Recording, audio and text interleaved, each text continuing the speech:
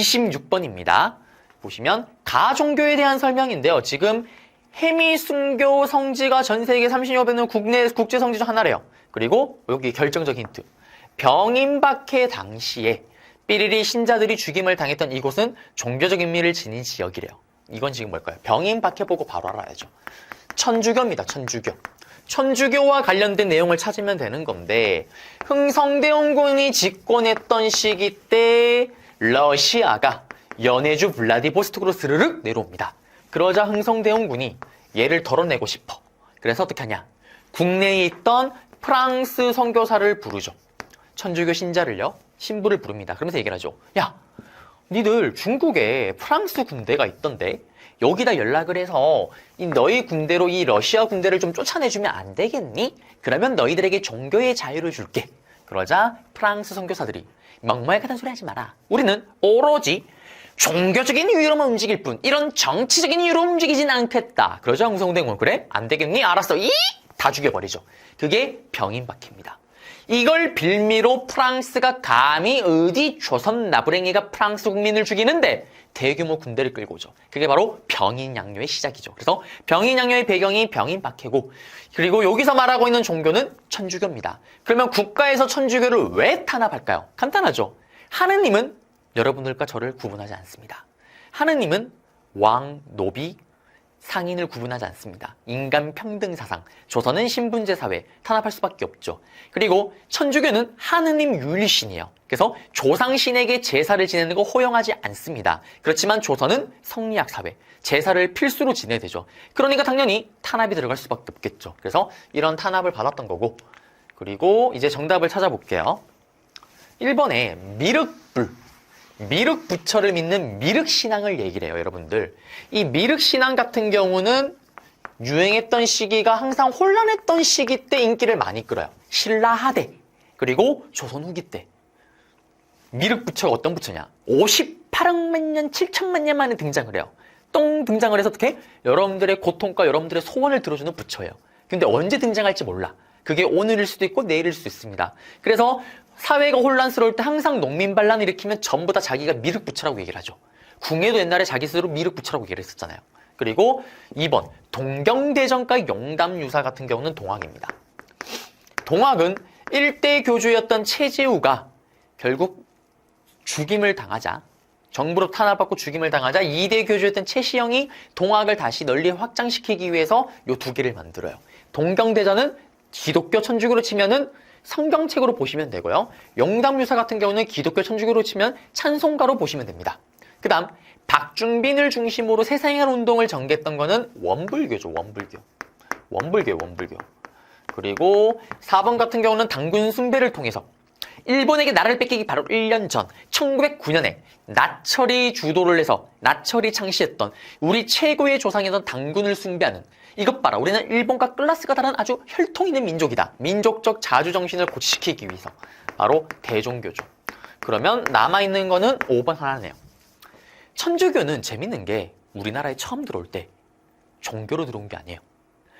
청나라로 외교 사신으로 갔던 사절단들. 우리나라 또 선비들이 공부하는 거 좋아하잖아요. 책을 막 챙겨다 보니 그중에 성경책 이런 게 딸려 들어온 거예요. 종교인지도 모르고 들어온 거예요. 그래서 그냥 처음에는 서양의 학문으로 알고 서학으로 들어온 거예요. 근데 봤더니 이거 뭐야 종교인데 하느님. 전 세계에서 유일하게 스스로 종교화가 됩니다. 그게 바로 천주교입니다. 정답은 5번 되겠습니다. 27번 들어갈게요. 가인물의 활동으로 오른 건데 대학자 삐리리, 흠흠심서, 남양주에 있대요. 마가획동. 다 뭘까요? 정약용 선생님이죠. 실학을 집대성했다라는 정약용 선생님이 쓰신 수많은 책들 중에 흠흠심서, 법의학서고요. 마가회통 같은 경우는 마진, 홍역치료를 위한 책이고요. 그 다음에 여유당은 정약용의 호조, 여유당 전설하는 책도 썼고요. 그리고 문도사 같은 경우는 정약용을 추모하는 사당입니다. 그래서 정약용과 관련된 걸 찾으면 되나 볼게요. 성호 사설에서 한전론을 주장하였다. 이거는 성호 이익이죠. 이익 선생님은 백성의 이익을 위해서 땅에 제한을 뒀던 한전론을 주장합니다. 이 한전론은 뭐냐면 이거예요. 동진이가 100평을 가지고 있어요. 근데 그 100평을 가지고 있는데 70평은 동진이가 먹고 사는데 무조건 필수인 거야. 이 땅은 꼭 있어야 돼요. 30평은 당연히 있으면 좋지만 없어도 그만인 땅이에요. 이때 꼭 있어야 되는 70평을 영원히 일하는 땅이라 그래서 그걸 영업전으로 묶어버리는 거예요. 그러면 동진이는 그 70평은 아무리 돈이 궁해도 아무리 팔고 싶어도 팔 수가 없어요. 반대로 여러분들은 억만금을 가져도 동진이의 이 영업전은 구매할 수가 없습니다. 그러면 동진이는 영원히 최저 생계에 필요한 땅을 가질 수 있겠죠. 굶어 죽을 일이 없겠죠. 땅에 제한을 둬서 백성의 이익을 추구했던 게 바로 이익의 한전론입니다. 그 다음에 양반전에서 양반의 허례와 무능을 지적하였다. 제가 항상 얘기하는 게 있죠. 이거는 여러분 탓이 아니에요. 양반전을 모르면 여러분들 어느 선생님 탓입니다. 책임 전가라고 얘기를 하죠. 네, 바로 박지원 선생님이죠. 박지원 선생님이 쓴 한문 소설이고요. 그리고 의산문답에서 중국 중심의 세계관을 비판하였다. 최근에 실학자들 중에 시험에 단독으로 잘 나오고 있는 홍대영 선생님입니다. 그래도 지구는 돈다. 예전에는 중국을 중심에 두고 나머지 나라가 이렇게 돈다라고 생각을 했어요. 근데 그게 아니죠. 지전설이 뭐예요? 태양을 중심으로 지구가 도는 거잖아요. 그걸 의산문답에서 주장을 합니다. 그러니까 중국 중심의 세계관, 성리학적 세계관에서 벗어나고 비판했던 거죠. 그리고 북하기에서 절약보다 적절한 소비, 제발 가능한 만큼 돈 좀 써라. 제발 가능한 만큼 돈 좀 써라. 뭐냐면 나라가 부강해지려면, 상업이 발달하면 적당히 돈을 좀 써줘야 된다. 니들이 동진이 신발을 사줘야지만 동진이 신발 공장이 성행할 거고 동진이네 신발의 기술이 발달할 거다. 초경량 집신 이런 게 나올 거다. 반대로 여러분들이 동진이 신발을 안 사주면 동진이 신발 공장이 문을 닫을 거고 신발 산업이 쇠퇴할 거다. 소비를 강조했던 거. 그리고 정답은 5번이네요. 경세유표. 정약용이 쓴 대표적인 책이죠. 국가제도의 개혁 방안이라든지 여러분들이 정약용할 때 잘 아는 여전제, 정정제 같은 토지제도의 내용들이 이 경세유표 책에 들어가 있습니다. 그래서 정답은 5번이다라는 거. 서원을 철폐했대요.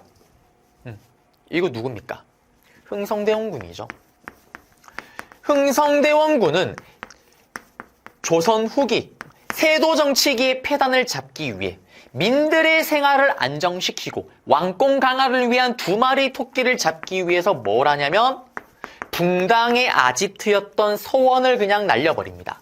원래 무려 600여 개가 있었어요. 600여 개 중에 다 날려버리고 엑기스 딱 47개만 남겨버립니다. 이게 왜 왕권 강화냐? 서원은요, 혜택이 많아요. 일단 여기는 면세지입니다. 여기 있는 땅은 국가에 세금을 안 내요. 그 다음에 서원 유생들, 군대 가는 세금이 면제예요. 여러분들 지금도 대학생들이면 만약에 군대 연장이 계속돼요. 30살 전까지. 대학원을 가도 연장이 됩니다. 근데 그거를 다 날려버린 거예요. 그러면 딱 47개 빼고 500여 개를 다 날려버리니까 거기에 있는 땅으로부터 세금을 거둘 수가 있겠죠. 거기에 있던 서원 유생들 전부 다 이제 군대 가는 세금을 또 내거나 또 국가는 거둘 수가 있겠죠. 국가 재정이 확충되고 왕권 강합니다. 그리고 이 서원이 뭐예요? 지방에 있는 사림들의 아지트잖아요. 경상도에서 만약에 성리학을 은동진이가 가장 잘한다. 그러면 경상도에 있는 서원은 전부 다 은동진이가 설명하고 주장하는 성리학 내용을 공부하죠. 동진파가 형성되잖아요. 그 붕당의 아지트를 통째로 날려버린 겁니다. 그 다음에 이게 또 왜 민들의 생활이 안정이냐. 이 서원에 있으면은 제사나 이런 거 행사할 때 동네 주민들 동원돼야 될 거 아니야. 동원 만약에 안 한다? 합류를 안 한다? 그러면 동네 왕따 당합니다. 울며 겨자식으로 해야 돼요. 근데 47개 빼고 다 날라갔잖아요. 운 좋은 동네는 이제 근처에 서원이 하나도 없습니다. 동원될 이유가 없죠. 민들의 생활이 안정이 되는 거예요. 그러면 이 시기 때 있었던 거. 나선이 러시아 지역을 가리킵니다. 정신병자가 되었던 정묘란 병자를 겪었던 인조의 아들이었던 효종은 우리 아버지에 대한 복수, 오랑캐 부셔버리겠다라면서 북벌을 준비하면서 많은 조총부대를 만드는데 이때 청나라가 야 조선아 우리 러시아 치러 가면 니도 당장 동으로 와. 우리는 병자호란 이후에 청나라가 까라면 까야 돼요. 하라는 대로 해야 됩니다. 이때 만든 조총부대가 나선정벌에 동원됐는데 맹활약을 했다라는 거.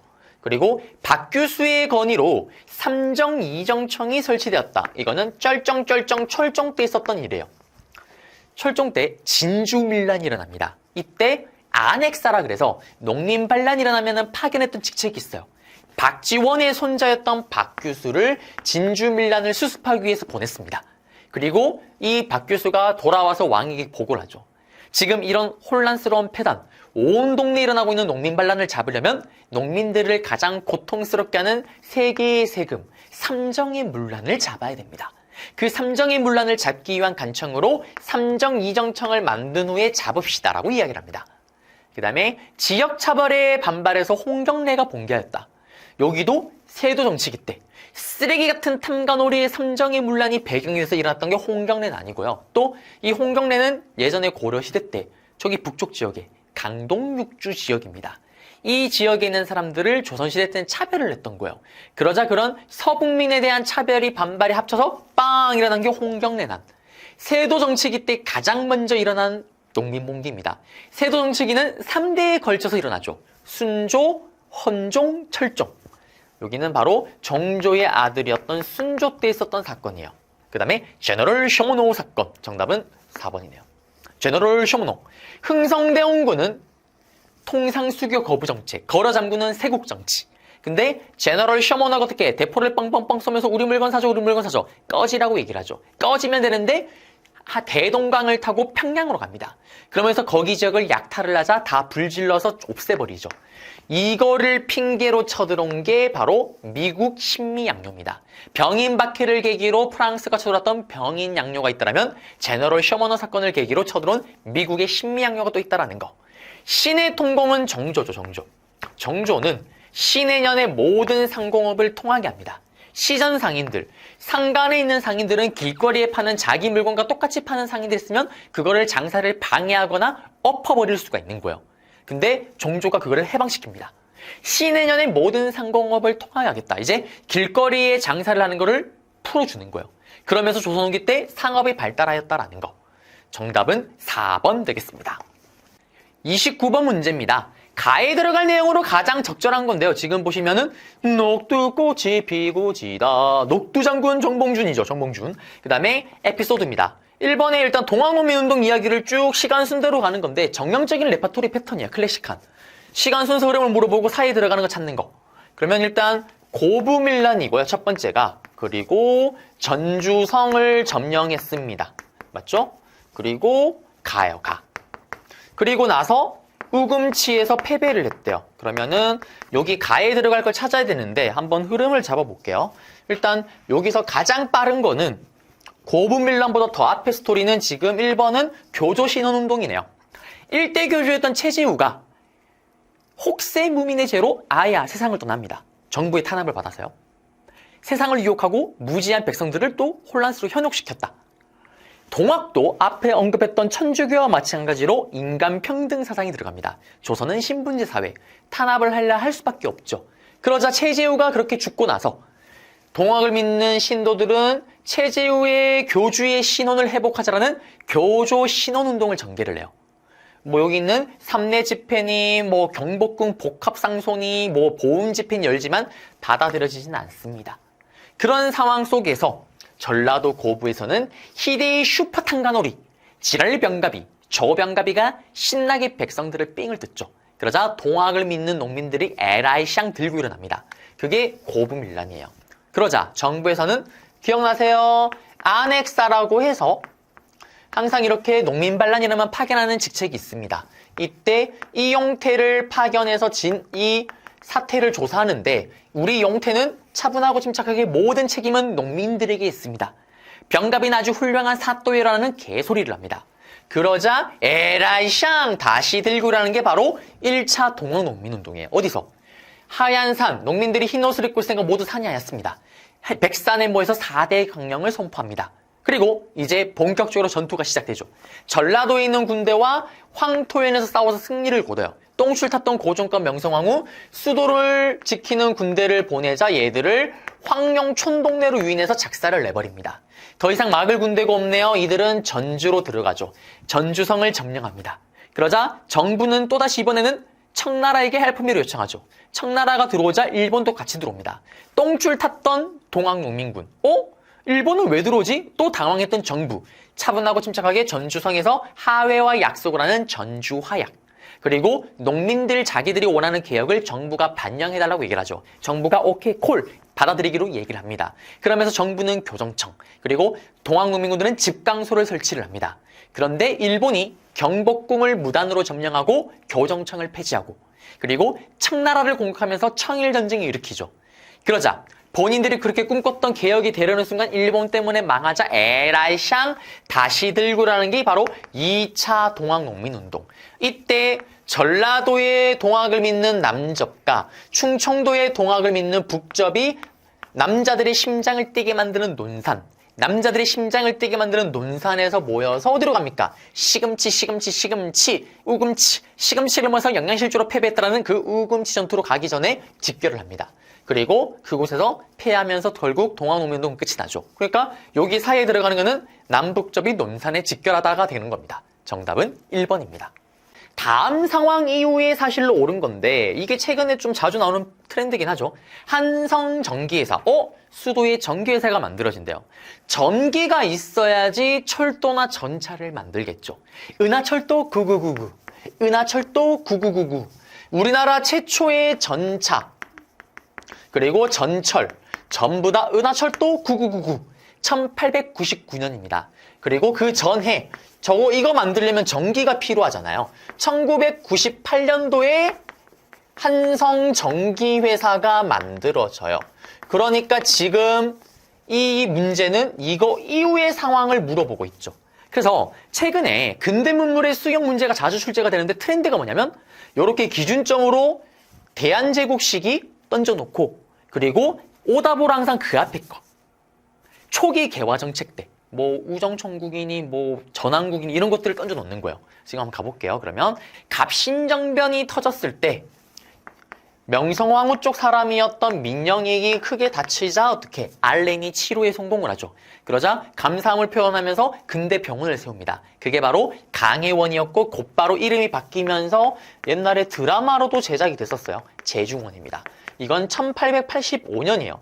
갑신정변이 1884년이잖아요. 그리고 여기 바로 있네 또. 갑신정변은 다들 아시는 것처럼 우체국 오픈날이 폐업날, 우체국 오픈날에 맞춰서 급진기합파가 일으킨 거죠. 요거 1884년 초기 개화정책 시기잖아요.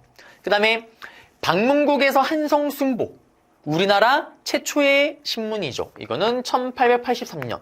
방문국 자체가 이때 초반기에 만들어지잖아요. 그 다음에 무기 제조 공장인 기기창, 무기 기기창고. 이거는 영선사로 파견됐던 사절단들이 중국에서 무기 배우는 걸 배우고 와서 만든 거죠. 이것도 개화 초기입니다. 1883년. 그 다음에 서울과 부산을 연결하는 경부선. 이게 러일 전쟁이 터지면서 이제 본격적으로 만들어서 1905년에 개통이 돼요. 자, 그러면 정리를 다시 한번 해볼게요. 이게 사실 연도를 외워서 푸는 게 아니라 1번, 2번, 3번, 5번은 전부 다 초기 때 모습이에요. 맞죠? 그리고 아까 제가 했잖아요. 은하철도 999. 우리나라 최초의 기차가 뭐예요? 바로 서울과 인천을 연결하는 경인선입니다. 그러면 경부선이든 경의선이든 러일 전쟁의 물자를 위해서 물자 보급을 위해서 만든 거긴 하지만 기본적으로 당연히 그 이후에 만들어졌겠죠. 무조건 그 이후잖아요. 정답은 4번이 또 된다라는 거. 그렇게 해서 30번 문제도 한번 잡아드렸습니다. 31번 문제입니다. 보시면 다음 상황이 전개된 배경으로 옳은 건데요. 박승환은 병대, 군대 해산, 군대에 대한 해산 소식을 듣고 통곡을 했대요. 난 이거 참아 있을 수 없다. 내가 죽고 말겠다면서 결국 자결을 합니다. 이거는 일본에게 나라 뺏기기 7년, 1907년에 헤이그 특사를 계기로 고종 황제가 황제 자리에서 잘립니다. 왜? 야, 너 울산 누각 체결하고 나서 외교권 없는데 왜 네 멋대로 외교권을 행사하는데? 결국 그의 아들이었던 순종이 황제 자리에 오르죠. 황제가 바뀌었으니까 새롭게 조약을 체결합니다. 한일 신협약. 똑같은 말로 정미년에 체결됐다 그래서 정미조약.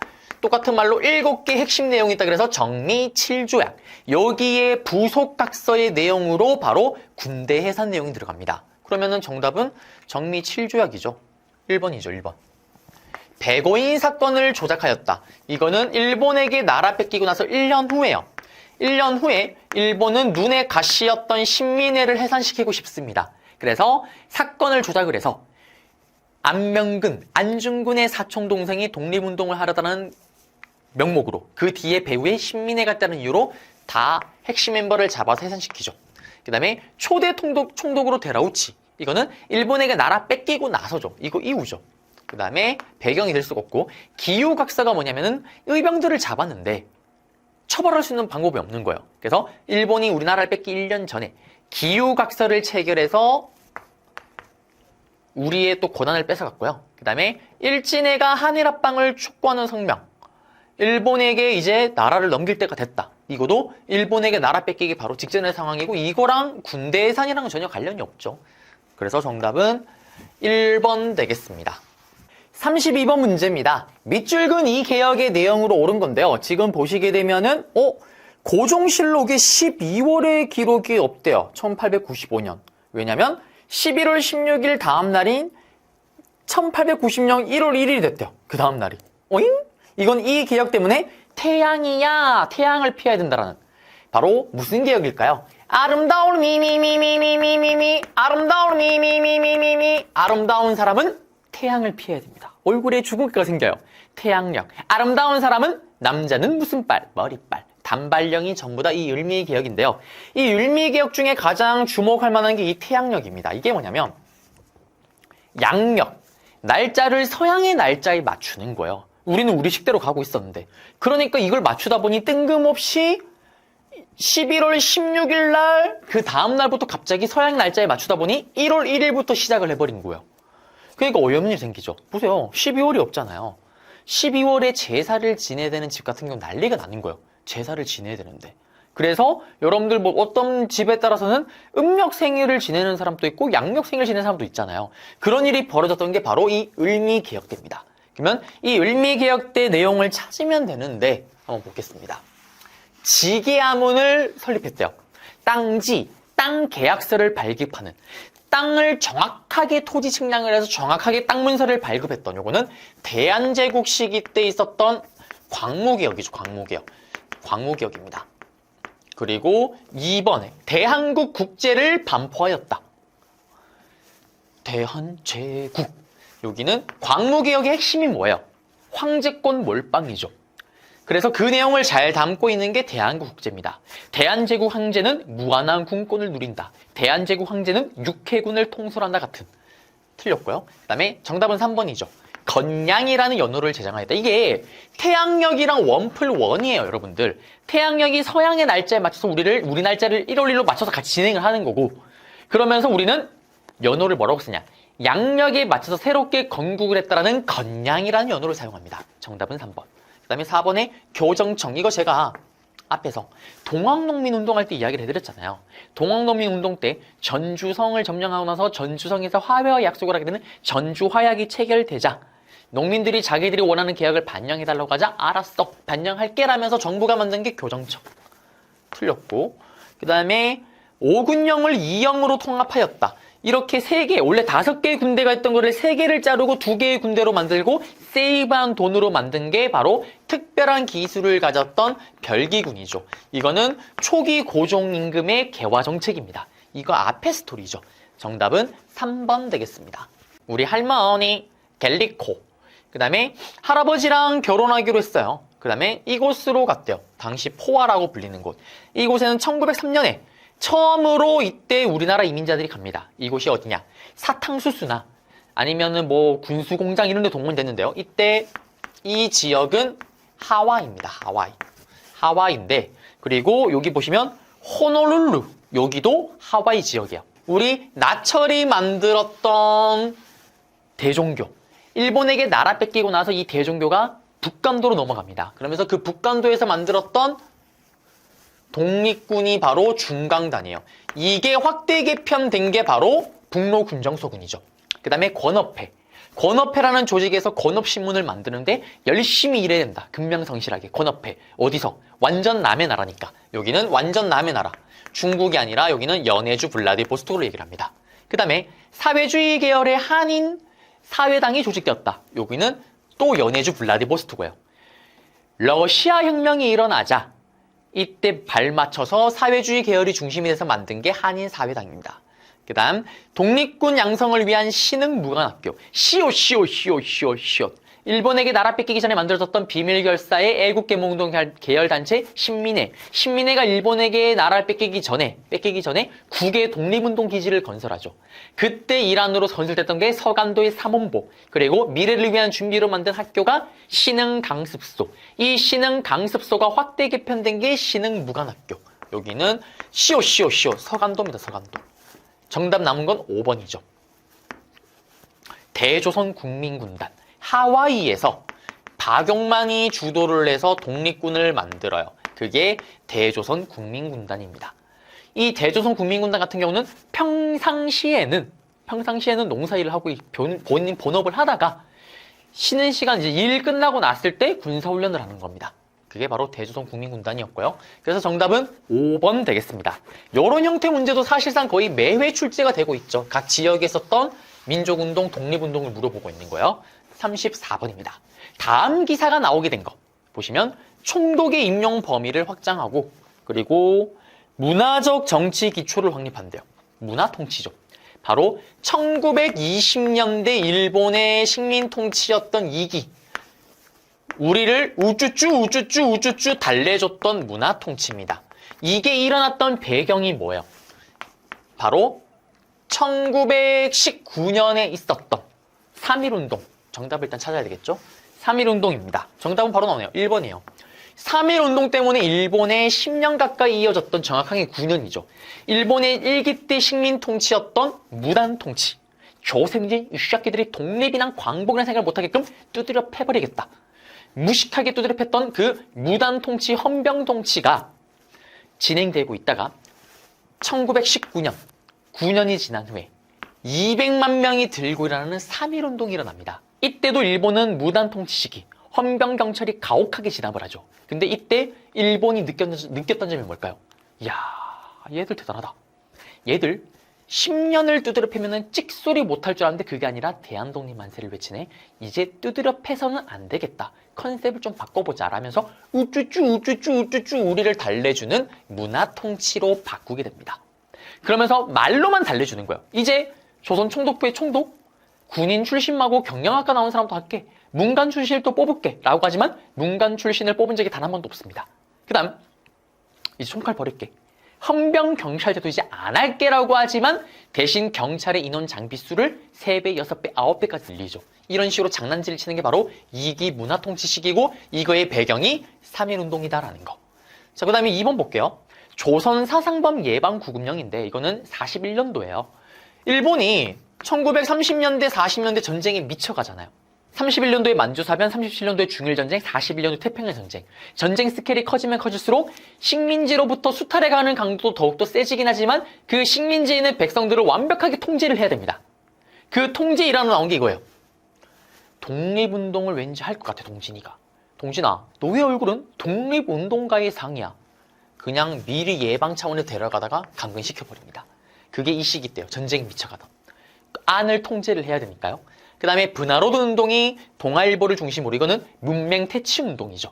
이 문맹퇴치 운동 같은 경우는 조선일보에 있었던 문자 보급 운동과 함께 1930년대 말부터 해서 20년대 말부터 30년대 초반까지 쓰던 스토리고요. 그 다음에 조선노동총동맹과 조선농민총동맹이 결성되었다. 원래 조선노농총동맹이었어요. 처음에는 일본의 수탈에 맞서서 노동자와 농민이 하나가 됐는데 근데 둘이 처해 있는 현실이 다르잖아요. 아니, 노동자랑 농민이 처해 있는 환경이 다르니까 이게 같이 뭔가 하기에는 뭔가 이게 결이 안 맞아요. 코드가 안 맞습니다. 왜냐면 환경이나 뭐 서로 원하는 요구 조건이 다르니까. 그래서 1927년도에 이들이 다 쪼개져요. 노동자는 노동자끼리, 농민들은 농민들끼리 총동맹을 만들어서 각각 활동을 합니다. 그 얘기고. 그 다음에 내선일체. 그거니 전쟁에 동원해야 될 거 아니에요. 너희와 우리는 한 몸이더라. 개소리를 하고 있죠. 그거니 너희들은 자랑스러운 천황국가의 신민이야. 주의식교육. 왜? 그래야지 전쟁에 미쳐있는 일본이 조선인들을 전쟁에 데려갈 수가 있으니까. 그래서 이거는 30년대 후반의 스토리예요. 그러면 30년대, 40년대 4기 때 사기래요. 3기 때 식민통치고요. 그러면 정답은 1번 되겠습니다. 임시정부 패키지 문제가 나왔어요. 이 정도 같으면 좀 어렵게 나온 거긴 한데 여러분들이 정확한 연도를 모르더라도 사실 추정을 하면은 좀 풀 수가 있는 거긴 합니다. 여기서 PP를 하자면 윤동진 선생님은요, 임시정부 책을 무려 2권이나 냈습니다. 임시정부 통사책, 그리고 임시정부 인물편. 둘 다 학생들을 대상으로 만든 책이니까 여러분들 나중에 그 한능검 시험 치시고, 네, 시간 하실 때 도서관에서 빌려보시면 재밌을 거예요.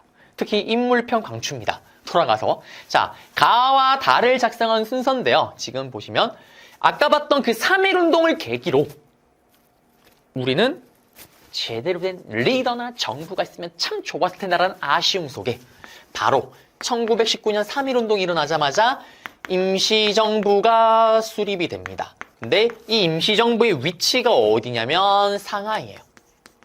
상하이에 임시정부가 수립이 되는데 상하이에 만들어졌던 이유는 외교로서 우리가 독립운동을 전개하려고.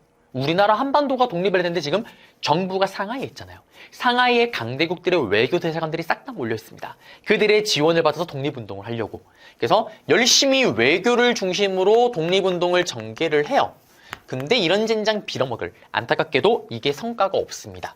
그러면서 우리끼리 막 내부 분열이 일어나니까 1923년도에 바로 국민대표회의라는 게 열려요. 이 회의는 임시정부뿐만 아니라 우리나라 독립운동가들이 싹 다 모여서 우리나라 독립운동을 전체적으로 어떤 스타일로 갈 건지, 어떤 방향으로 갈 건지, 그리고 임시정부를 어떻게 할 건지를 놓고 회의를 하는 겁니다. 근데 여기서도 회의가 합의가 안 되고 결렬돼요. 그러면서 이 과정 속에서 이승만 1대 대통령이 탄핵을 당해요. 이승만 대통령이 탄핵을 당했던 이유는 여러 가지 이유가 있는데 일단 독단적으로 활동을 하기도 했었고요. 그리고 미국 대통령 윌슨에게 임시정부 대통령 직함으로 자기 혼자 독단적으로 편지를 써서 보냅니다. 우리는 일본의 지배가 너무나 싫어요. 차라리 이럴 바에 미국이 우리를 좀 관리해주면 안 될까요? 난리가 나죠. 이 새끼는 어떻게 없는 나라를 갖다 파냐. 그러면서 이승만에 대한 반발 여론이 세지면서 결국 탄핵을 당하고요. 그러면서 임시로 2대 대통령의 박은식 선생님이 2대 대통령이 앉습니다. 근데 박은식 대통령은 즉각적으로 임시정부의 헌법을 뜯어 고치죠. 이거를 2차 개헌이라고 얘기를 해요. 바로 1925년도에 이것 봐라. 대통령의 권한이 너무 세니까 이런 일이 벌어졌다라면서 대통령이 이제 힘이 없는 내각 책임제로 바꿉니다. 이게 저기 지금 왼쪽에 있는 국무령 제도예요. 이게.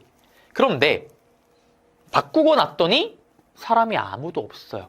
그래서 바로 몇 년 후에 집단 지도 체제로 바꿔요. 이제 그냥 남아있는 사람이 없으니까 그냥 남아있는 사람들끼리 뭐 구분하지 말고 내가 구분하지 말고 다 같이 한번 해보자라는 거예요. 왜?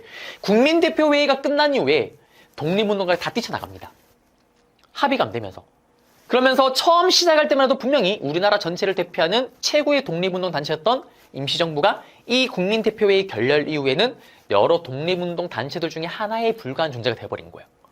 그리고 나서 지금 보시면 1932년도에 이봉창, 특히 윤봉길 의사의 의거가 대성공을 거두자 일본이 상하이 지역을 쑥대밭으로 만들기 시작을 하죠. 이때부터 아주 고단한 이동의 역사가 시작이 됩니다. 이때부터 이동을 시작해요. 상하이에서 이동을 항저우로 이동하고 계속 이동합니다. 그리고 30년대부터 전쟁이 미쳐가잖아요. 31년도에 만주사변, 37년도에 중일전쟁. 중일전쟁이 터지면서 중국 본토로 일본 군대가 들어오자 또 이동을 하는 거예요. 이렇게. 그래서 이거를 임시정부의 이동기라고 얘기를 합니다. 1932년 윤봉길 의사 의거로부터 광복을 하기 딱 5년 전 충칭에 전작했던 1940년까지 끊임없이 이동을 하는 거예요. 그중에 창사에서 광저우로 이동하던 시기가 있었는데 이게 정확한 연도는 1938년이고요. 그러니까 대충 느낌상으로 그냥 충칭에 딱 정착했던 시기가 1940년이니까 1940년 전의 스토리겠구나. 그냥 그 정도로만 아시면 문제가 풀리는 거죠. 그 다음에 국무령의 이상용, 이거는 국민대표회의 끝나자마자 바로 직후에 있었던 사건이잖아요. 그러니까 이거는 연도를 몰라더라도 일단 국민대표회의 직후구나. 그리고 이거는 윤봉길 의사 의거 이후에 본격적으로 이동하는 거니까 적어도 이거보단 이후의 일이겠구나. 그리고 대일선전포고 1940년에 충칭에 정착하면서 충칭시기 임시정부가 시작이 되죠. 그때 1941년도에 일본이 진주만 공습으로 태평양 전쟁을 일으키잖아요. 미쳤네. 어디 감히 천조국 미국을 건드려. 곧 일본 망하겠네. 거기 맞춰서 우리도 일본 쪽발이 놈들 다 부셔버리겠다. 대일선전포고 이게 1941년입니다. 그러면은 가다나죠. 사실 이거를 정확한 연도가 모르더라도 여러분들이 임시정부를 흐름으로 정리를 좀 하셨더라면 풀 수가 있습니다. 제가 이런 식으로 제 개념 강의 때는 다 정리를 해드렸으니까요. 맞죠? 개념 강의를 보셨으면 무난하게 풀지 않았을까라는 생각을 듭니다. 가다나? 정답은 2번입니다. 2번이 되겠습니다. 36번 문제입니다. 가단체, 폭탄. 우리는 조선의 독립을 평화적으로 하려고 했지만 안 된다. 그래서 폭탄으로서 피로써 우리의 목적이 뭐냐? 일본을 고위관리를 죽이고 중요 건물을 파괴한다. 이것이 바로 우리가 결정적인 힌트, 김원봉 선생님과 함께 만든 이유다. 바로 1919년 3.1운동을 계기로 만들어진 게 또 의열단이라는 단체가 있습니다. 김원봉이 만든 건데 이 의열단은 3.1운동 때 만세운동만으로 세상이 바뀌지 않는구나. 이제 총칼 들고 싸울 때가 왔다. 개인 플레이어, 분장 변장하고 니하오 폭탄, 곤니치와 폭탄. 이들의 목적, 친일파를 죽이고 일본인 고위관리를 죽이고 일본이 우리 민족을 수탈하는 식민지 통치기구를 박살내자라는 게 의열단입니다. 그러면 이제 이 의열단에 대한 내용을 찾으면 되죠. 정답은 바로 쉽게 나오네요. 1번이에요. 1번. 조선혁명선언을 활동 지침으로 삼았다. 이 의열단을 만들었던 김원봉 선생님이요. 앞에 또 언급했던 임시정부, 1923년 임시정부가 위기에 빠지자 열렸던 회의였던 국민대표회의에 참석을 해요. 이때 임시정부뿐만 아니라 독립운동가들 다 모였다고 얘기를 했잖아요. 이때 이곳에서 바로 신채호 선생님을 만듭니다. 만드는 게 아니라 신채호 선생님을 만나죠. 그러면서 김원봉 선생님이 부탁을 해요. 선생님, 우리 의열단의 행동 강령을 써주시면 안 되겠습니까, 선생님? 그러자 신채호 선생님이 써준 의열단의 행동 강령이 바로 조선혁명선언입니다. 정답은 1번이고요. 일본에게 황무지 개강권 요구를 저지했다. 이거는 보완해요, 보완해. 일본이 우리나라를 뺏기 직전에 도라이 같은 얘기를 해요. 그거 아니, 조선아, 니들 땅 빈 땅이 너무 많더라. 황무지가 많더라. 그거 못 쓰는 땅이잖아. 우리가 개간해서 쓸게. 못 쓰는 땅을 우리가 쓸 수 있는 땅으로 만들었으니까 지금부터 이제 우리 땅, 그걸 저지시킨 게 보완해줘. 땅의 보완을 지켰던. 그 다음에 복벽주의를 내세우며 의병전쟁. 1910년에 고종이 밀지를 보냅니다. 병찬아, 네가 우리 한반도에 남아있는 의병들을 싹 다 모아다가 한번 들고 일어나봐라. 대규모 의병전쟁 한번 일으켜봐라.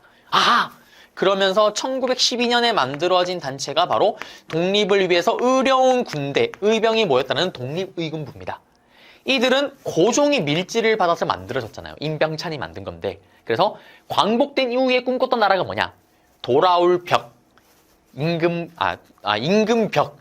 돌아올 복, 임금이 돌아온 나라. 이들이 꿈꿨던 광복 이후의 나라는 다시 황제나 임금이 있는 나라였다라는 거. 그 다음 삼균주의를 기초로 대한민국 건국강령. 이거 앞에 들어갔어도 됐었어. 대일선전포고 대신 이게 들어갔어도 정답은 똑같았을 겁니다. 삼균주의. 김치국 백사발을 마시는 거예요. 일본이 천조국을 쳤네? 대일선전포고. 일본이 천조국을 쳤네? 이제 곧 우리가 광복할 수 있겠네?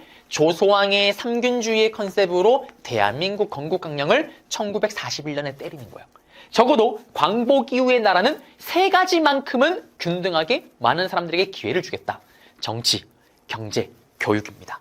그리고 이봉창이 일왕의 행렬에 폭탄을 투여했다. 이거는 바로 임시정부의 비밀 조직이었던 한인애국단이죠. 김구 선생님이 임시정부의 활력을 불어넣기 위해서 만들었던 1931년도에 조직됐고 1932년도에 윤봉길, 이봉창 의사의 의거입니다.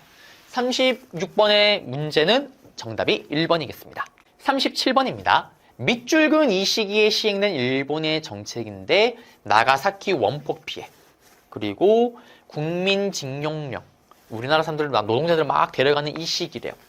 이 시기는 1930년부터 40년대 일본의 식민통치 3기조 전쟁에 미쳐갔던 시기.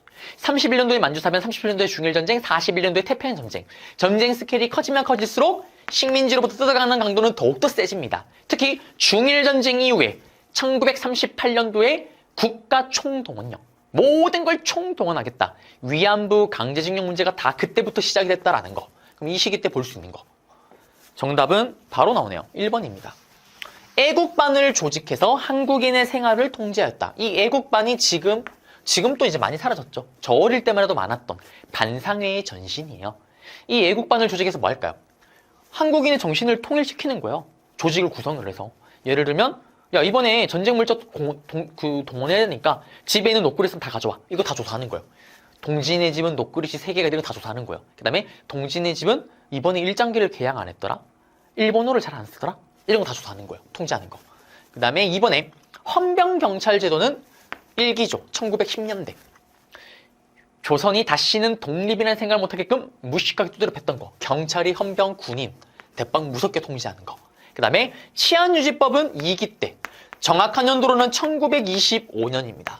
3.1운동을 계기로 우리나라에 처음으로 사회주의 사상이 들어와요. 그러면서 사회주의 사상이 크게 인기를 끌자 그걸 탄압하기 위해서 일본이 만든 게 치안유지법. 그리고 만든 김에 독립운동가를 잡으면 이 법을 적용시켜서 너 사회주의자잖아. 적용시켜서 처벌했다라는 거. 그 다음 회사력. 허가제네요. 이거는 1기죠 1기. 1910년대입니다. 일본이 우리의 숨통을 끊어놓기 위해서 식민지에 들어가자마자 조선의 회사는 다 허가제로 바꿔버려요. 동진이가 회사를 만들고 싶다. 조선 총독부의 허락을 맡아야 되는 거예요. 허락을 해준다 안 해준다? 당연히 허락을 안 해주겠죠. 그래서 이거는 1기고 그러면서 어떻게 될까요? 이 결과 조선에는 더 이상 조선인의 기업이 없게 됩니다. 그리고 5번에 토지조사 사업을 시행하였다. 이것도 1기예요 여러분들. 식민 지배할 때 제일 중요한 게 뭘까요? 그 뺏은 나라를 국권을 뺏은 나라의 땅을 다 조사하는 게 제일 중요해요. 왜? 그래야지 정확하게 세금을 거두고 정확하게 수탈과 약탈을 할 거네요. 그래서 일본이 식민지배 들어가자마자 가장 먼저 했던 게 뭐냐면 토지조사 사업입니다. 그래서 정답은 1번이네요. 1번. 38번입니다. 가에 대한 설명으로 옳은 건데요. 이 부부의 활동이래요. 지청 천을 총사령관으로 그리고 충칭에서 창립된 충칭 대한민국 임시정부. 임시정부는 충칭에 오랜 이동 시간을 거치고 이동기를 거쳐서 융봉기를 의거 이후에 계속 이동하다가 정착을 딱 하고 자리를 잡으니까 그 소식을 듣고 수많은 사람들이 모여듭니다. 독립운동가들이요. 그걸 바탕으로 드디어 오랜 꿈, 딱 1940년에 한국강복군을 창설하죠. 그리고 이 한국강복군의 총사령관은 1930년대 만주를 호령했던 한국 독립군의 총사령관 지청천으로 삼습니다. 그리고 이 한국강복군은 1941년도에 앞에 봤던 것처럼 일본이 천조국, 미국을 건드리자 대일선전 포고를 발표를 하고요. 그리고 1942년도에는 김원봉 선생님이 의열단을 중심으로 해서 만들었던 조선의용대, 본인이 만든 조선의용대를 이끌고 합류를 합니다. 이걸 바탕으로 강해진 군사력으로 영국군과 함께 우리의 한국강복군은 인도와 미얀마에서 맹활약을 합니다. 이걸 바탕으로 미국도 우리한테 관심을 가지고요.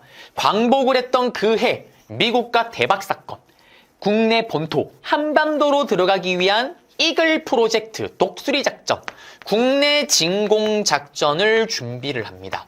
그런데 이 작전의 날짜일은 1945년 8월 20일. 일본의 무조건 항복은 8월 15일. 5일 차이로 이거는 해보지도 못하고 끝나죠. 그래서 시도를 하였다로 끝납니다. 그러면은 이거 하나, 둘, 셋, 넷, 4개 중에 하나가 정답이겠죠. 제가 문제는 안 봤지만요. 지금 보면 나오네요. 3번에 국내 정진군을 편성하여 국내 진공작전을 추진하였다. 정답은 3번입니다. 그 다음에 영릉가. 내 친구 영흥아, 내 친구 영흥아. 바로 양세봉이라는 장군이요. 내 친구 영흥아, 영흥이라는 배프가 있었어요. 내 친구 영흥아, 이 영흥이는 조선의 혁명을 위해서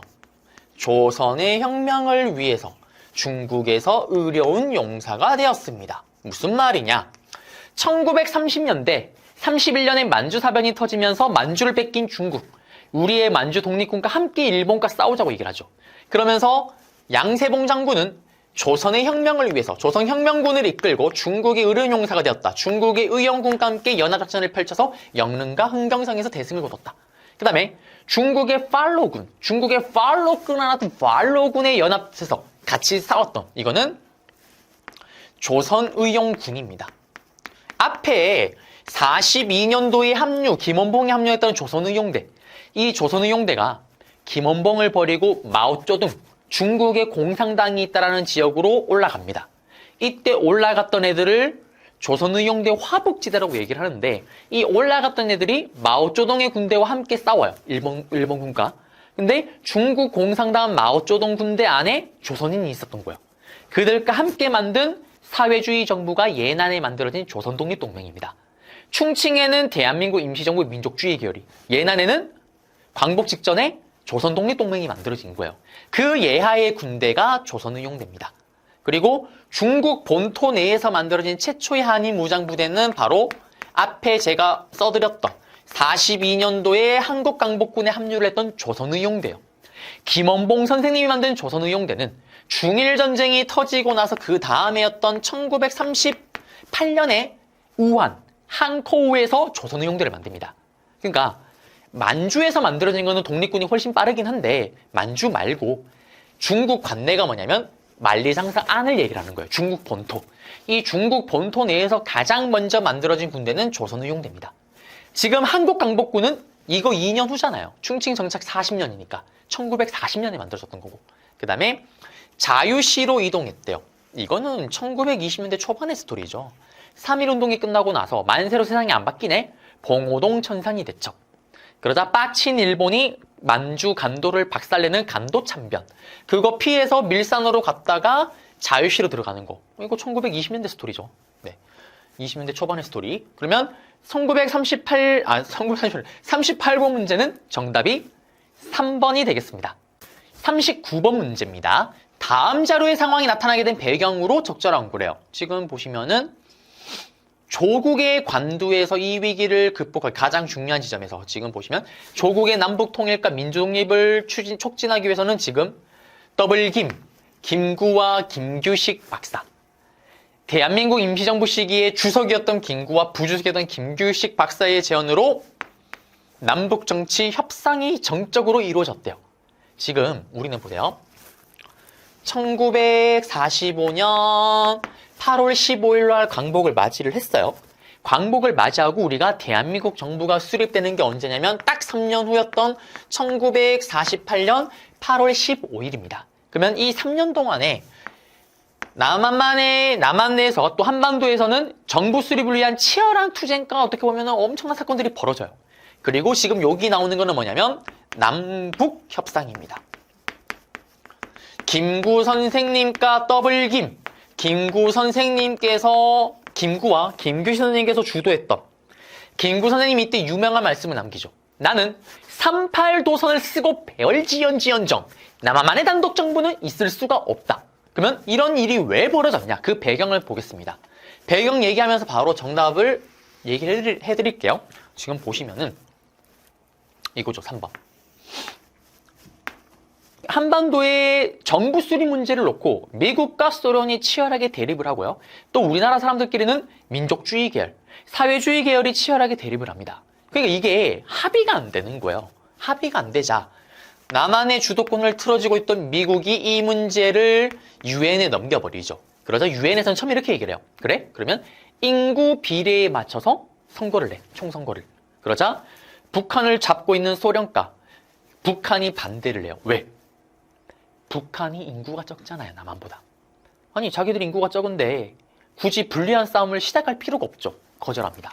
그러자 유엔에서는 그래? 그러면 선거가 가능한 지역에서만 선거를 내.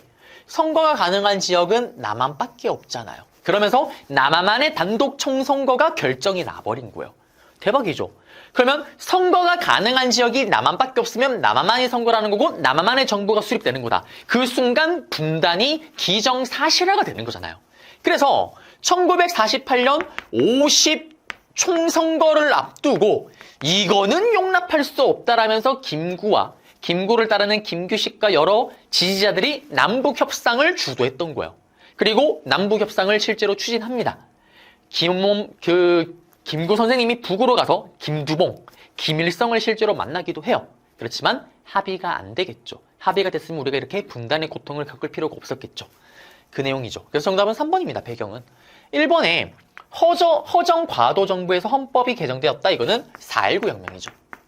4.19 혁명으로 이승만 대통령이 하야를 했습니다. 네가 원한다라면, 당신들이 원하면 내가 떠나겠어. 네가 가라 하와이. 그러자 대통령의 권한이 힘이 너무 세니까 이런 문제가 생겼다. 대통령 자리가 공석이 되면서 허정이 잠깐 그 자리를 맡아요. 이때 헌법을 뜯어 고치죠. 바로 우리나라 역사상 처음이자 마지막으로 대통령 중심제가 아니라 내각 책임제도. 그리고 국회가 2개였던 양원제 국회. 관련 없죠. 통일주체 국민회의에서 대통령이 선출되었다. 이거는 대통령이 신이 됐던, 유신헌법을 때렸던 박정희 정부가 처음으로 유신헌법을 때리면서 통일주체 국민회의에서 대통령으로 선출이 되죠. 지들끼리 모여서 뽑는 겁니다. 국민이 대통령을 뽑는 게 아니라 자기들끼리요. 이렇게 해서 뽑힌 대통령이 박정희 대통령이 죽고 나서 잠깐 대통령이 됐던 최규하, 그리고 전두환 대통령이 대표적입니다. 그리고 유상매수 유상분배의 원칙의 농지개혁법이 제정되었다. 이거는 정부 수립되고 나서 우리 손으로 이 50총선거 때 누굴 뽑았냐면 국회의원을 뽑았어요. 1대 국회의원이 뭐라 하겠어요? 헌법을 제정했겠죠. 재헌국회에서 처음으로 제정했던 여러 가지 법들 중에, 처음이 아니고 국민들이 가장 원했던 법 2가지가 있습니다. 시험에 나오는 거. 친일파 청산해주세요. 반민족 행위처벌법. 친일파들. 그 다음에 여기 농민들에게 땅을 주는 농지개혁법 제정한 거. 이거도 이후의 일이죠. 그 다음에 국회보안법을 개정해서 보안법 파동이 일어났다. 이거는 이승만 정부 때 일이에요. 이승만 정부는 3대 대통령 선거를 치렀는데 자기가 나가면 인기가 많을 줄 알았는데 이런 젠장 빌어먹을. 생각보다 인기가 없어요. 심지어는 3번 대통령을 못하는데 헌법을 뜯어고치고 나가서 한번 해봤는데 생각보다 인기가 별로 없습니다. 그래서 이 3대 대통령 선거 4.4.5일견으로 나간 후에 당선되고 나서 그 이후에 본인의 독재 체제를 강화시키기 위해서 여러 가지 정책을 하죠. 다음에 유력한 라이벌이 될 수 있는 조봉암을 진보당 사건으로 죽여버리고, 그 다음에 자기를 까는 신문사였던 경향신문을 폐간시켜버리고, 그 다음에 국가보안법 개정안을 통과시켜서 보안법 파동이 일어나요. 이건 뭐냐면 대통령을 모독하는 사람은 징역 10년형에 처할 수 있다는 이런 법이 들어가는 거예요. 본인 독재를 강화시켜 나가는 거죠. 이런 것들인데 이거는 지금 앞에 봤던 거 문제와는 관련이 없죠. 김구의 남북협상과는 관련이 없습니다. 그래서 정답은 3번 되겠습니다. 40번 문제입니다. 가와 나 사이 시기에 있었던 사실로 옳은 건데요. 지금 보시면은 태평양 지역에 방위선을 끄었는데 일본을 거쳐서 오키나와 필리핀 군도로 이어진대요. 미국의 정책은요. 그 다음에 여기 보시면은 상호적 합의에 의해서 미 합중국 육군 해군 공군을 대한민국 영토와 그 부분에 배치하는 권리를 대한민국은 허락해준대요. 이거 지금 주한미군이 들어간다는 거죠. 자, 이거는 뭐냐? 일단 가 같은 경우는 1950년에 터졌던 6.25 전쟁, 그리고 3년 만에 전쟁이 끝나죠. 6.25 전쟁이랑 다 관련된 스토리예요. 가 같은 경우는 6.25 전쟁의 배경이었던 애치슨 선언이죠. 애치슨 선언이 어떤 내용이에요? 이렇게 한반도가 있고 이렇게 있고 일본이 이렇게 쓰면 라인을 이렇게 그은 거예요. 그리고 미국이 발표를 한 거죠. 애치슨 국무장관이. 우리 미국은 이 라인 안에서 만약에 어떤 일이 터지면은 여기 있는 것처럼 여기 안에서 터지면은 미국이 개입을 하지만 여기 라인 밖에서 어떤 일이 터지면 미국은 개입하지 않겠다. 김일성 아찌의 심장이 바운스 뛰기 시작을 합니다. 왜? 오호, 미국이 한반도를 포기했네. 그러면서 6.25 전쟁이 일어나는 배경 중에 하나가 애치슨 선언이죠. 여러 배경 중에. 그 다음에 우리는 6.25 전쟁이 터지고 나서 이승만 정부의 입장은 끝장을 보자라는 거예요. 어차피 한반도 전체가 전쟁통으로 엉망진창이다. 어차피 이렇게 된 거 사회주의 국가가 되는 자유민주주의 국가가 되는 끝장을 보자. 그때 미국이 달래죠. 승만 그만하자. 전쟁 그만하면 우리가 경제적으로 많이 지원할게. 그리고 우리가 너 지켜줄게. 그 지켜주겠다는 약속을 전쟁 끝나고 지킵니다. 전쟁 끝나자마자 우리와 체결했던 게 지금 저기 있는 한미상호 방위조약이에요. 여러분들, 한미상호 방위조약인데 아니 누가 누구를 지켜요? 이건 일방적으로 미국이 우리 지켜주는 거죠. 이 조약에 따라서 지금까지도 주한미군이 주둔하고 있는 겁니다. 그러면 여기 사이에 들어가는 걸 찾으면 되는데 한번 볼까요?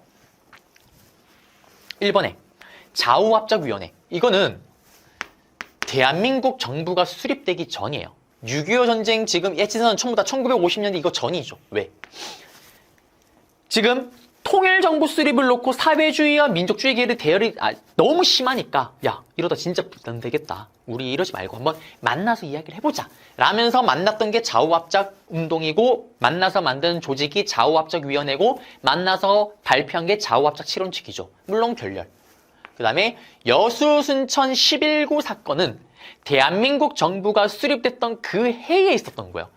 정확하게 연도는 48년도에 있었던 건데 48년 10월 19일인데 50 총선거가 일어났잖아요. 이때 5월 10일 날 제주도에서는 이 50 총선거가 결정이 되자 반대하는 시위와 반대하는 운동이 일어나요. 바로 선거 한 달 전이었던 그게 바로 우리나라 현대사의 아픈 역사인 제주 4.3 사건이죠. 이 제주 4.3 사건이 일어났기 때문에 제주도에서는 5월 10일 총선거 날 제주도에서 뽑혀야 되는 국회의원 3명 중에 1명밖에 선출을 못합니다. 그리고 결국 이승만 정부가 출범을 했어요. 제주도에서는 계속 지금 봉기가 일어나고 있는 거예요. 이걸 진압하기 위해서 여수와 순천에 있는 군대를 동원했는데 여기 군대에 있던 또 사회주의자들이 또 반대하고 들고 난 거예요. 그게 여수 순천 11구 사건입니다. 그 다음에 미국 의회에서 트루먼 독트린이 발표를 했는데 이거는 1947년도에 미국의 대통령이 발표를 한 거예요. 이거는 어떤 내용이냐면 미국은 자유민주주의 수호를 위해서 앞장서겠다 이런 내용입니다. 근데 이거는 뭐 앞으로도 처음 나온 게 아닌가 싶어요. 원래 닉슨 독트린 정도로 나온 적이 있는데 트루먼 독트린은 저는 제 기억에는 처음 본 것 같아요. 이게 아마 정답이 앞으로도 될 일은 거의 없을 거라 생각을 합니다. 그리고 브라운 각서 이건 언제예요, 여러분들? 6.25 전쟁 끝나고 그 다음에 박정희 정부 때 미국의 요청으로 파병했던 베트남 파병이잖아요. 이건 박정희 정부 때니까 연도를 뭐 알 필요도 없이 이후의 일이고 정답은 5번이죠. 아까 얘기를 했잖아요. 이승만은 전쟁을 끝장을 보고 싶은 거예요. 그래서 어떻게 하냐? 방공포로를 석방합니다. 공산주의에 반대하는 포로예요. 거제도에 있었던. 이건 무슨 말이냐면 처음에는 사회주의자로 싸웠다가 하다 보니까 내가 또 사회주의가 아닌 것 같아. 그래서 자유민주주의로 갈아탄 포로예요. 얘들만 딱 풀어버리면 어떤 일이 벌어지냐? 지금 이거는 우리의 지금 개념으로 생각하는 게 아니라 이때는 이념 전쟁이에요, 여러분. 6.25 전쟁은 영토 전쟁이 아니고 이념 전쟁이에요. 사회주의가 우월하냐? 자유민주주의가 우월하냐? 근데 지금 사회주의에서 자유민주주의로 갈아탄 애들만 석방을 했대요. 그 말인즉 자유민주주의가 우월하다는 걸 보여주는 거잖아요. 난리가 납니다. 휴전협정이 엎어질 뻔해요. 이거를 잘 추스려서 결국 휴전협정으로 들어가면서 끝난 게 6.25 전쟁입니다. 그래서 여기 사이에 들어갈 수 있는 거 맞죠? 정답은 5번 되겠습니다. 여러분 41번 문제입니다. 밑줄근 선거 이후의 사실로 옳은 건데요. 이번 선거에 자유당, 민주당 후보로 여러 명이 출마를 했대요.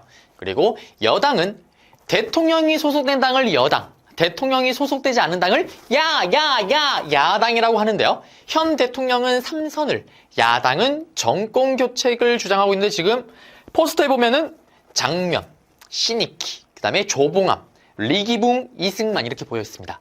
지금 이거는 3대 대통령 선거예요. 우리는 1948년에 광복 이후 3년 만에 대한민국 정부가 수립되는데요. 이때 1대 대통령 선거가 치러졌고 다들 아시는 것처럼 이승만 대통령이 당선이 됐습니다. 이때는 대통령 간선제였죠. 우리가 뽑은 국회의원이 자기들끼리 모여서 대통령을 뽑았어요. 그리고 대통령의 임기가 4년입니다. 그래서 1952년도에 2대 대통령 선거를 치렀습니다.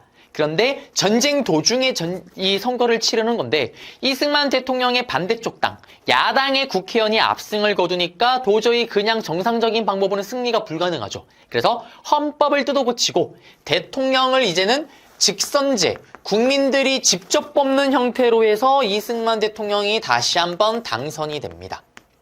전쟁 중에요. 그리고 또 임기가 4년이죠. 1956년. 4년 후에 지금 저기 보고 있는 3대 대통령 선거를 치러야 되는데 우리나라는 헌법상 대통령을 2번밖에 못합니다. 한 번, 두 번 이미 다 해버렸어요. 근데 나가고 찌뻑 헌법을 뜯어 고칩니다. 그게 바로 4.4.5.1 개헌이죠. 치사하게 1대 대통령에 한해서는 나가는 게 무제한이에요.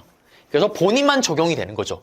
거기에 맞춰서 3대 대통령 선거를 치렀는데 지금 반대쪽 후보자로 신익희 그리고 조봉암이 대통령 후보로 나왔습니다. 근데 선거를 앞두고 얼마 직전에 가장 유력한 라이벌이었던 신익희가 갑자기 생을 마감을 해요. 그러면서 조봉암과 이승만 둘이 한판 붙습니다. 근데 놀라운 일이 벌어져요. 이승만은 나가기만 나가면 내가 인기가 많을 줄 알았지만 생각보다 인기가 별로 없는 거예요. 그러면서 신익희가 사망을 했기 때문에 여기다 표를 하면 무효표임에도 불구하고 득표율이 엄청나게 나옵니다. 조봉암도 득표율이 뭐 30% 넘게 나와요. 그러면 냉정하게 이 무효표인 이 표와 조봉암 표를 합치면은 이승만 표를 능가를 합니다. 그래서 신익희가 갑자기 사망을 했기 때문에 당선이 되긴 했지만 이승만은 불안한 거죠. 다음엔 내가 안 될 수도 있겠구나. 그러면서 독재 체제를 강화시켜 나가는데 가장 유력한 라이벌이 누구냐? 바로 이 조봉암입니다. 이때는 무소속이었는데 이때 큰 인기를 끌면서 이 선거가 끝나고 나서 진보당이란 당을 만들어요. 그러자 이승만은 이 조봉암은 북한으로부터 돈을 받아먹은 프락치 스파이다 라는 간첩죄를 뒤집어 씌워서 진보당 사건을 조작해서 결국 죽여버리죠. 그러면 그거를 아마 찾으면은 정답일 것 같은데 한번 볼까요? 정답은 2번이죠. 조봉암 평화통일론을 내세웠던 진보당이 해체되었다. 이게 해체되면서 진보당 사건으로 조봉암이 죽게 되죠. 국회에서 국민방위군 사건이 폭로되었다. 요거는 6.25 전쟁 도중에 있었던 사건이에요.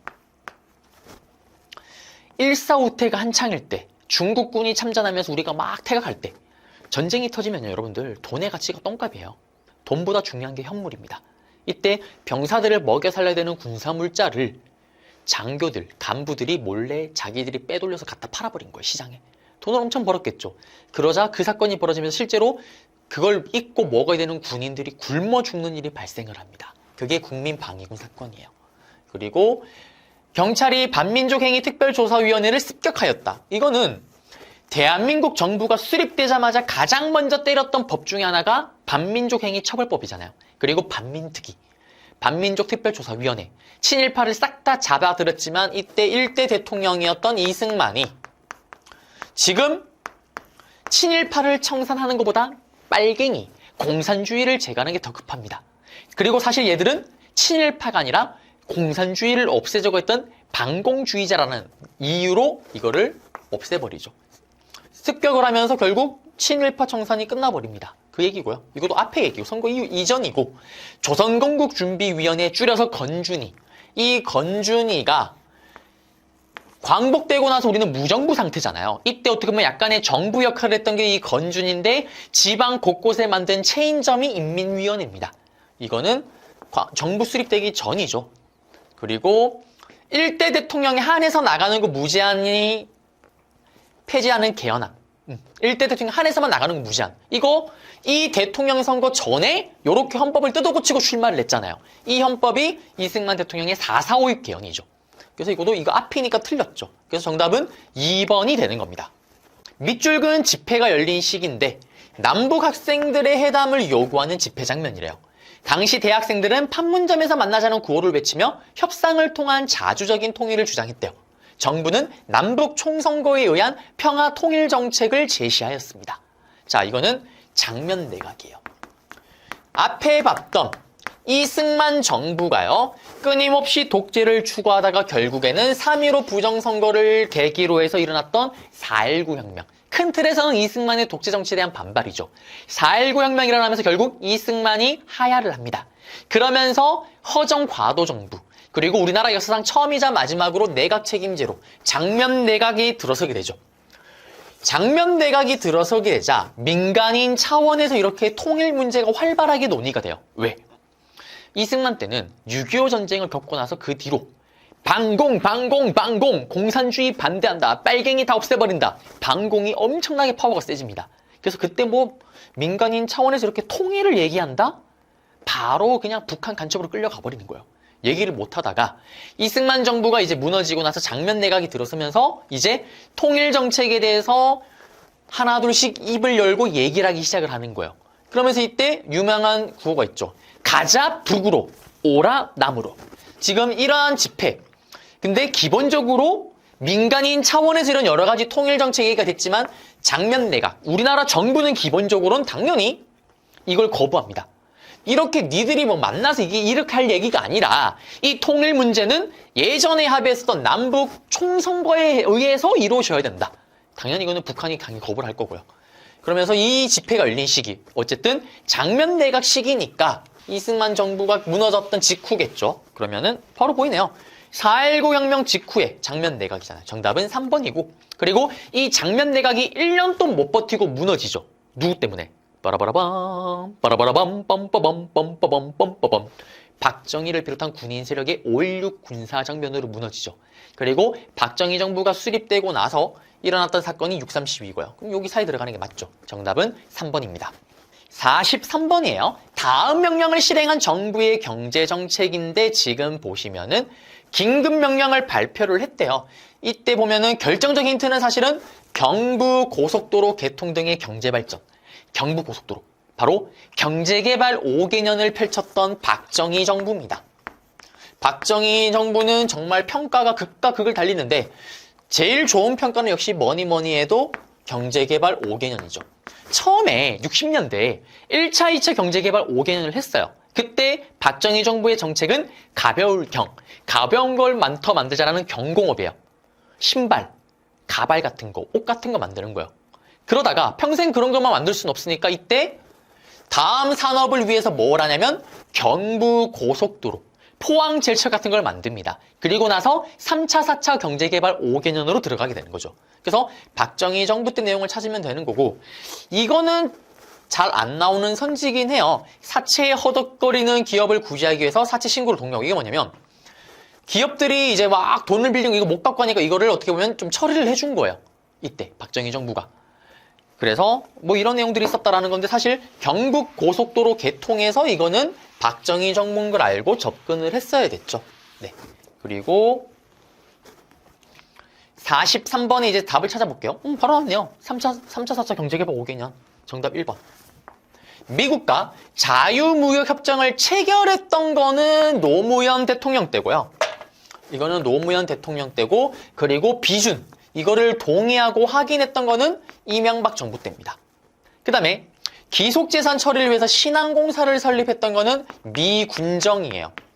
우리가 광복을 하고 나서 미국이 들어와서 잠시 정부 수립 전까지 잠시 관리를 했잖아요. 이때 일본이 버리고 간 재산들, 일제시대 때 일본이 만든 백화점, 일본이 만든 공장 이런 것들 다 주인이 없잖아요. 이거를 신항공사를 만들어서 관리하고 있었습니다. 그리고 정부가 수립되자 이승만 정부에게 토스 넘겨주죠. 그 다음에 최저임금 결정을 위한 최저임금위원회를 설치하였다. 최저임금을 챙겨준다라는 것은 그만큼 나라가 여유가 있다라는 거죠. 이거는 언제냐면 3조 호황을 누렸던 전두환 정부 때입니다. 저금리, 저달러, 저유가. 은행 이자가 낮아요. 요새 은행 이자 비싸서 엄청 난리잖아요. 저금리, 은행 이자가 낮으니까 돈 빌리기 좋고요. 저유가, 기름 가격이 똥값이니까 원자재 가격이 싸고요. 그 다음에 저달러, 달러 가격이 똥값이니까 또 외국 돈 빌려오기 좋습니다. 그 다음에 금융실명제, 이거는 김영삼 정부죠. 김영삼 정부는 앞에 군인 3명의 대통령 시절이 끝났습니다. 그래서 문민정부라고 얘기를 하죠. 드디어 민간인에서 대통령이 나왔다.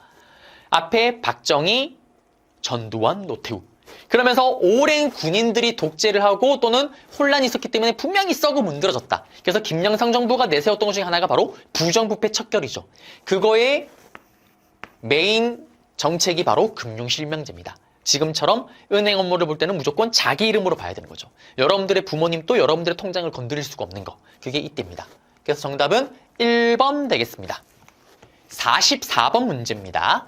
가민주화 운동인데요. 명동성당에서 박종철 고문치사 사건. 그 다음에 60국민대회. 끝났죠. 이거로 이미 풀어야죠. 바로 뭡니까? 영화로도 있었던 1987년에 전두환 정부 때 있었던 6월 민주항쟁입니다. 6월 민주항쟁 같은 경우는 일어나게 됐던 배경이 뭐예요? 가장 큰 배경. 자, 박정희가 결국 사망하고 나서 들어섰던 전두환 정부. 이 전두환 정부는 유신헌법을 없애긴 해요. 그렇지만 여전히 중요한 게 뭐냐면 대통령은 신경 끄세요. 우리 손으로 뽑을게요 라는 대통령 간선제입니다. 그래서 전두환 본인도 대통령을 간접선거로 자기들끼리 모여서 뽑아서 자기가 당선이 됐죠. 근데 우리 국민들이 원했던 건 뭐냐면 대통령 직선제입니다. 개소리 하지 마라. 우리는 우리 손으로 직접 대통령을 뽑고 싶다.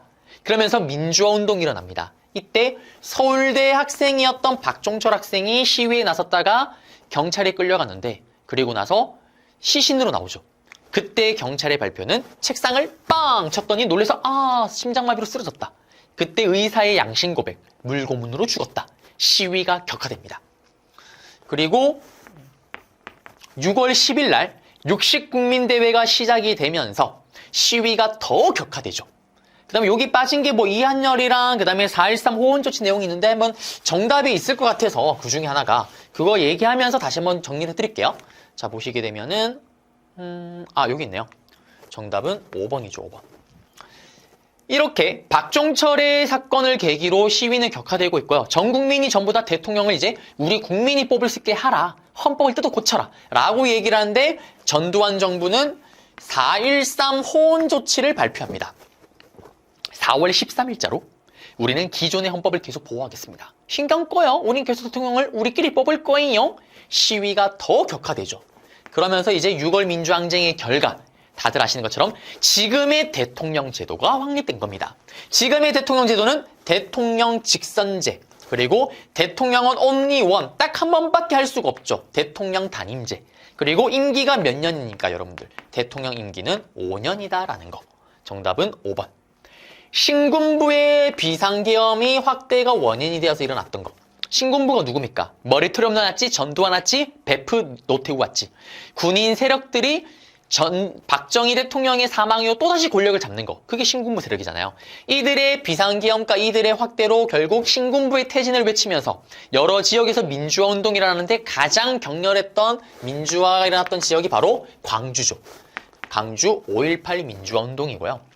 그리고 이 광주 5.18 민주화 운동은 이 신군부가 보냈던 계엄군과 또 광주에 있던 시민군이 맞서 싸웠지만 결국 처참하게 시민군이 학살을 당합니다. 그리고 이때 우리의 처절했던 민주화 운동은 세계에서 인정을 받고 2011년도에 유네스코 기록유산으로 지정이 되죠. 그리고 3번에 이거는 두 개 다 5.18 광주 민주화 운동이고요. 3번에 3.15 부정선거에 항의해서 시위대가 경무대로 향하였다. 이거는 4.19 혁명이죠. 이승만 정부 때.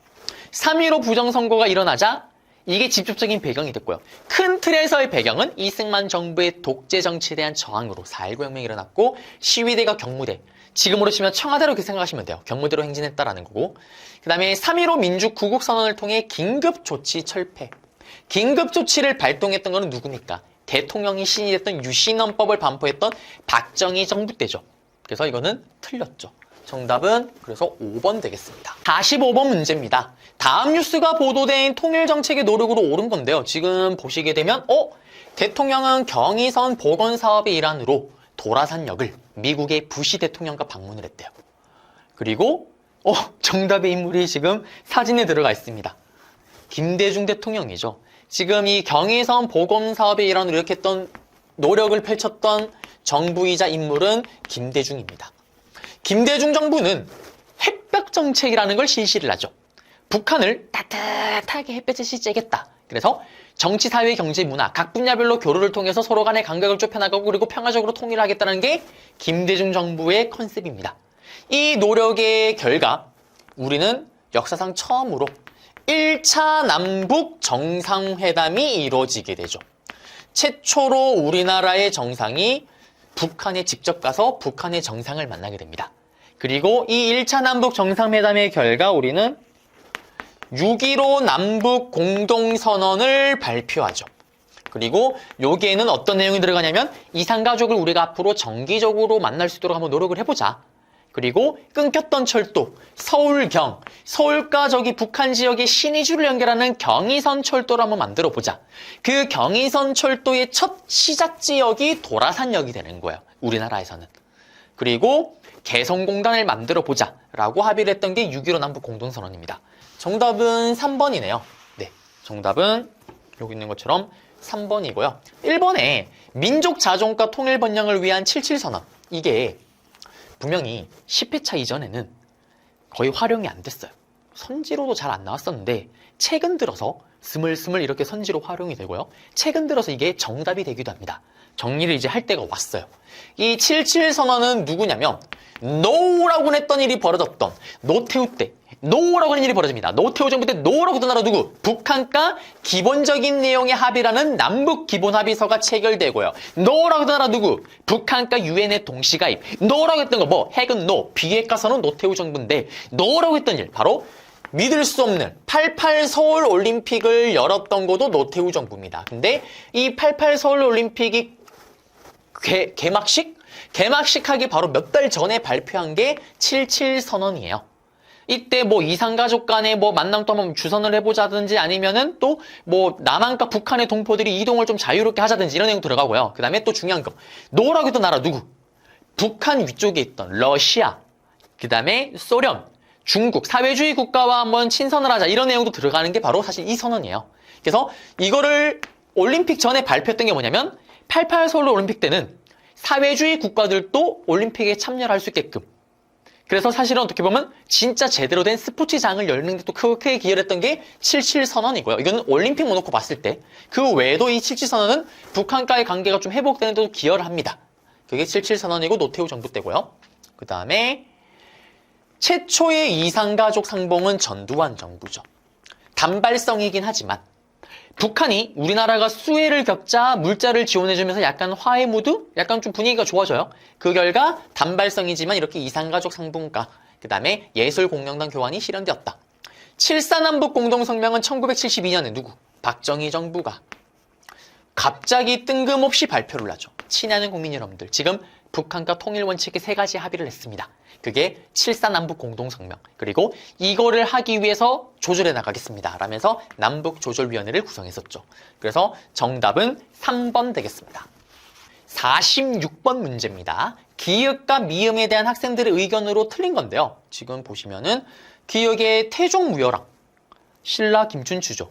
그 다음에 태조, 고려시대 태조 왕건이고, 다양한 이유로 종조, 조자 붙인 종조는 종조대왕이고, 충렬왕은 충땡땡왕, 원간석기 때 왕이고, 강해군, 왕에서 쫓겨나면은 군이죠. 연산군처럼.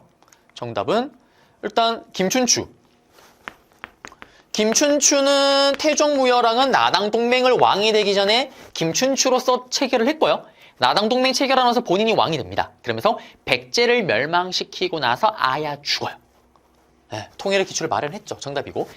이 김춘추의 아들이었던 문무왕이 백제 부흥동, 고구려 멸망, 고구려 부흥동, 나당 정쟁 끝내놓고 통일 끝내놓고 신문왕에게 넘기죠. 왕위를. 그 다음에 태조왕건 고려 건국 오픈 맞고, 탕평책 맞습니다. 정조도. 그 다음에 원왕실의 부마. 우리는 원간석기 때 부마국이라고 얘기를 합니다. 이거를 번역하면 사위의 나라예요. 원간석기 때 동진이가 왕자로 태어났다. 고려의 왕자로. 그러면 초등학교 입학할 나이가 되면 원나라로 끌려갑니다. 그리고 10년 동안 교육을 받고 20살이 되면 원나라 공주와 결혼해서 돌아오는. 이게 원왕실의 부마, 사위국, 충땡땡왕, 원나라에게 충성을 다하라. 중종반정으로 폐위가 됐던 건 연산군이죠. 지금 강해군은 누구에 의해서? 인조반정으로 폐위가 됐잖아요. 정답은 5번이 되겠습니다. 47번입니다. 가신분에 대한 설명으로 옳은 거예요. 윤우 김윤우입니다. 이 김윤우 장군이요. 몽골의 2차 침입 때는 사리타를 활로 헤드샷, 그리고 스님 신분에서 관직을 받으면서 장군으로 본격적인 활동, 그리고 충주성 전투, 몽골의 5차 침입에서는 김윤우 장군이 노비들을 불러 모아놓고 너희들은 고려의 백성이다. 고려를 위해 한번 싸워보자.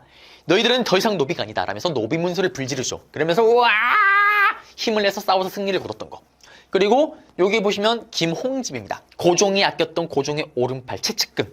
홍집이 아찌가요. 신분제 폐지를 주장했대요. 이거는 1894년에 바로 1차 가보개혁이죠. 1차 가보개혁의 결과 신분제를 폐지하고 신분제가 사라지니까 원플원으로 신분에 맞춰서 시험을 치는 과거제도 사라졌었던. 그러면 여기 신분 지금 다 뭐예요? 노비죠, 노비. 지금 노비에 대해서 물어보고 있는 거예요. 한번 가보겠습니다.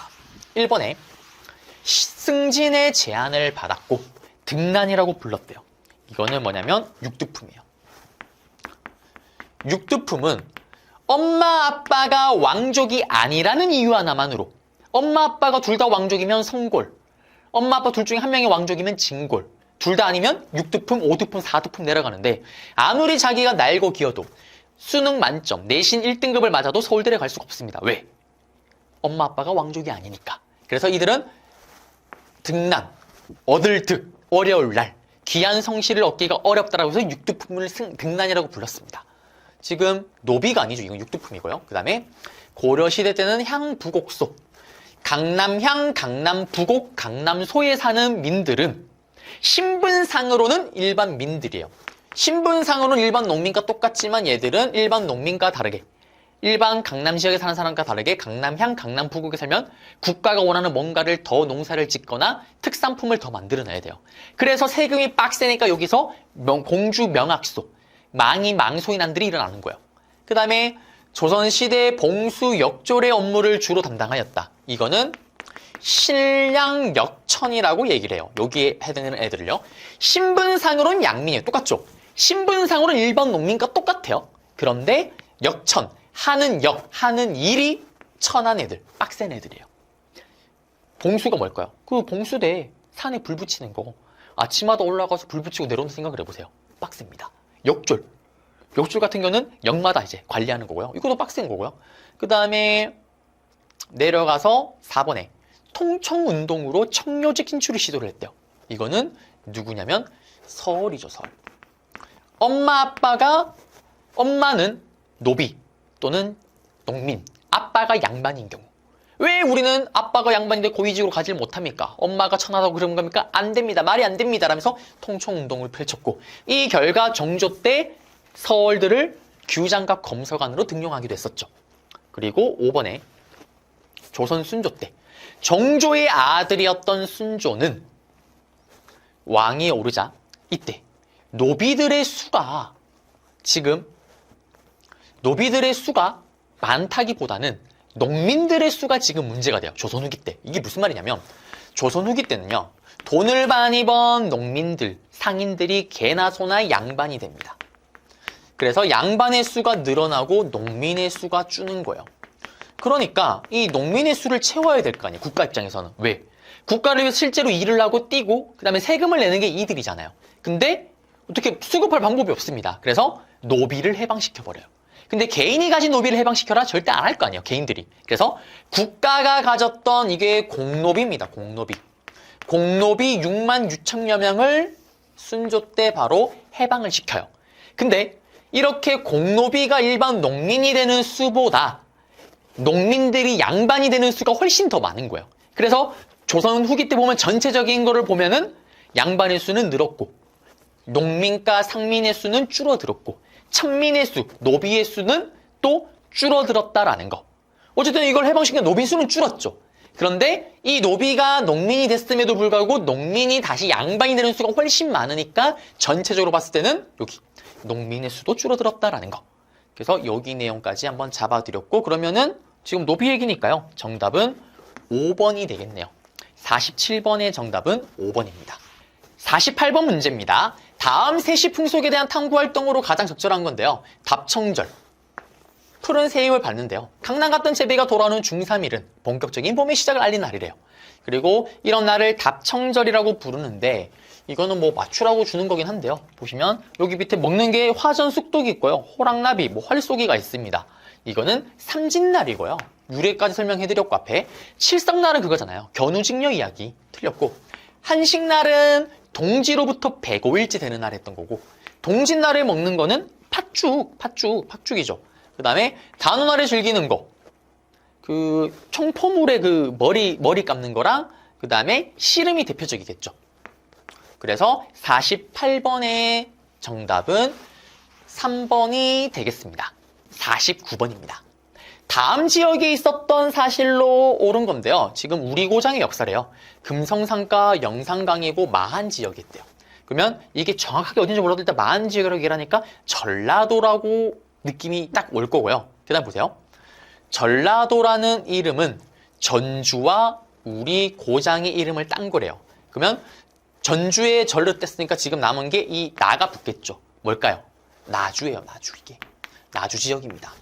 나주가 잘 나오진 않는데 네, 거의 처음 나온 게 아닌가 싶어요. 지역사 문제도 사실 나오는 지역만 나오는 편인데 네, 그래서 사실 여기서 결정적인 힌트는 여기죠.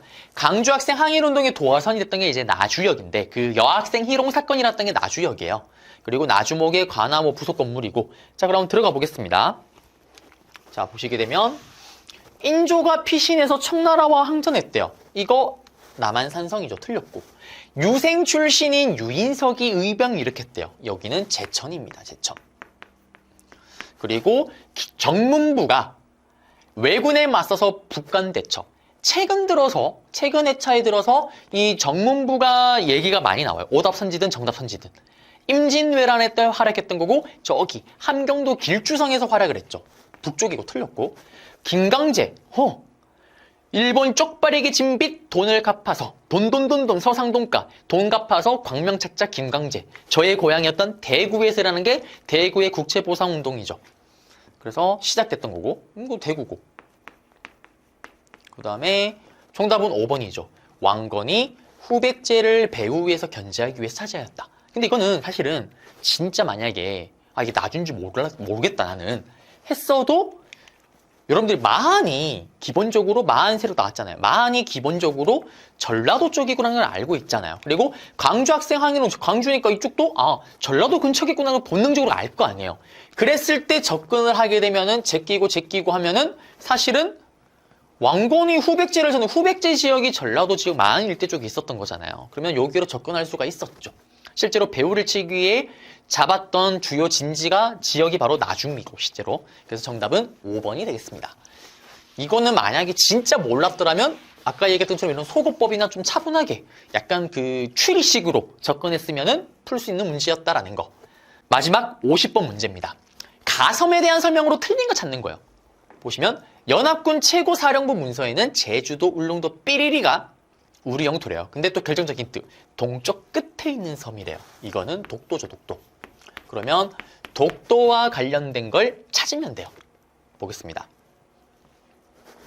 안녕복이 독도는 우리 땅. 이거 장희빈이를 사랑했던 숙종 때죠. 맞고. 그 다음에 정답 2번이네요. 영국이 러시아가 한반도를 잡고 내려온다는 소식을 듣자 두려움에 떨면서 뭘 합니까? 거문도라는 섬을 불법으로 점령하죠. 영국이 두려운 건 이거예요. 러시아가 한반도를 먹는 게 두려운 게 아니라 그 한반도를 먹어서 한반도를 거점으로 자기들이 있는 중국으로 오는 게 겁이 나는 거죠. 그래서 이걸 불법 점령했고요.